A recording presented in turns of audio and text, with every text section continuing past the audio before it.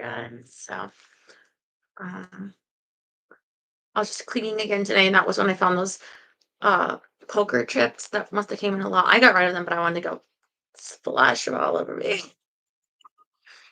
Um, and then I had to get dressed, and in my cleaning, oh god, I found this. I can't lift my arms up too high. But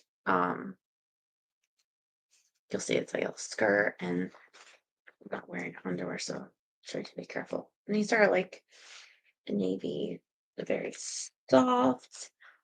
Um, so yes, today is Thursday, so let's get some good reading in tonight because we won't be reading until Sunday. So, how was your day?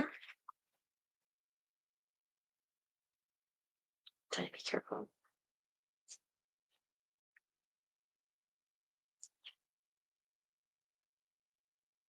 There. Okay.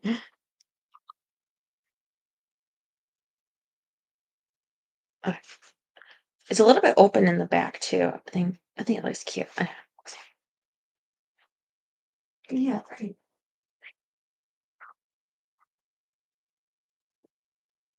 Pull you up here.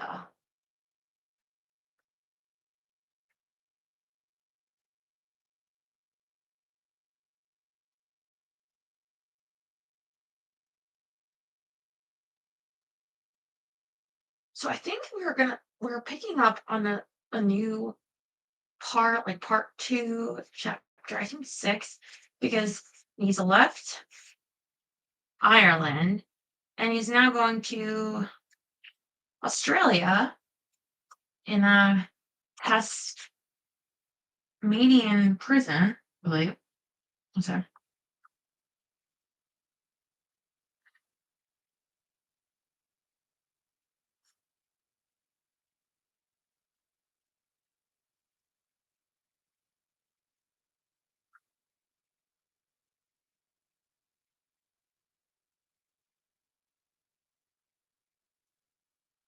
Chapter 6, titled Island of the Damned.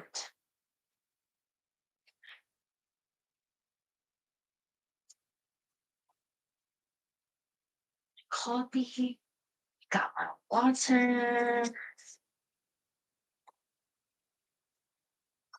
Oh no, the truck, yeah. But at least you can just sit back, relax, listen to me read. John isn't here again because he's still sick. I wrote him that I think he's been doing physical therapy, and I was like, I remember that I did my physical therapy, and remember when I got sick? So he wrote me he doesn't know, but I think it's physical therapy. You're in like close quarters, and I don't know.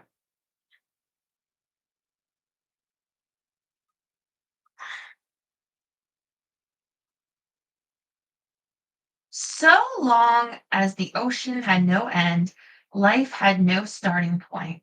For 112 days, Thomas Mars' world was a brig barely 30 yards in length, stem to stern, floating from the northern hemisphere to the southern, past two continents to get to a third, the world's largest prison. The convicts slept in bunks below decks, their door locked and lanterns extinguished at night by a seaman they were prohibited from speaking to.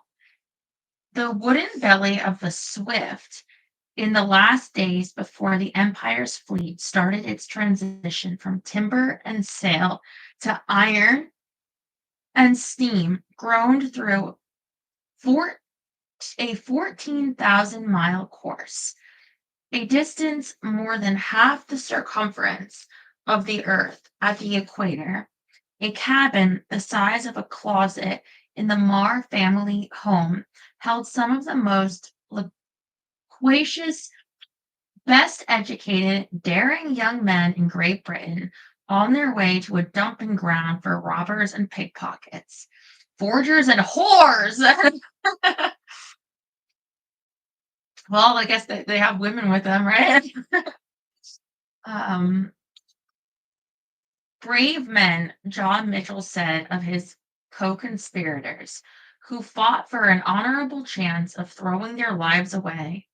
By 1849, the Crown had sent almost 40,000 Irish to the penal colony of Australia, a fourth of them women.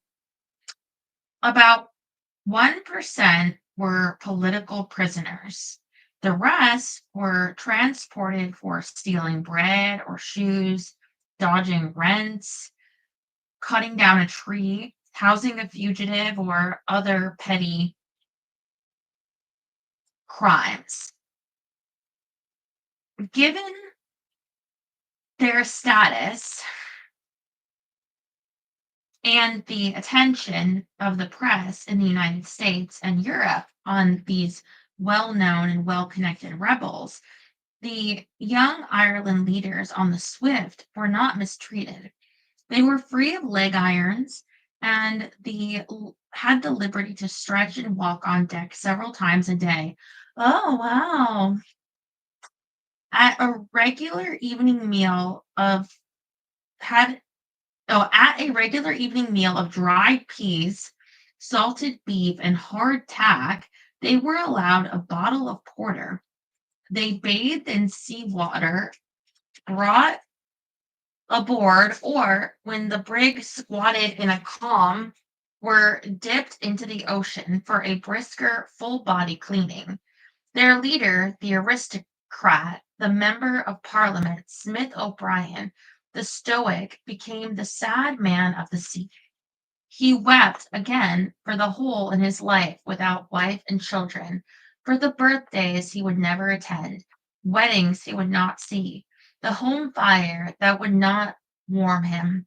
Mar had no one. He left a lover in Ireland. He told those closest to him, keeping the details vague, best not to look back at what could never be. To rebuff the grief of forced removal, the prisoners came up with all kinds of diversions. Backgammon from a little box brought aboard by the merchant McManus, fishing also with McManus's string and hook, rope splicing, hammock scrubbing, singing, dancing, debating the great issues, reading the classics, contemporary tracts, books in Latin and Greek, much poetry, including the epics of Ossian in Gaelic. Next to Smith O'Brien, Mar's library was his closest friend.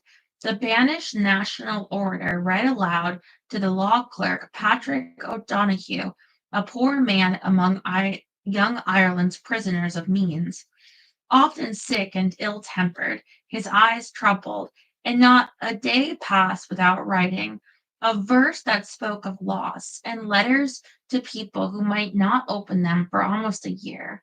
One poem penned by Mar found him still defiant, still upbeat. I would not die, I would not die. In youth's bright hour of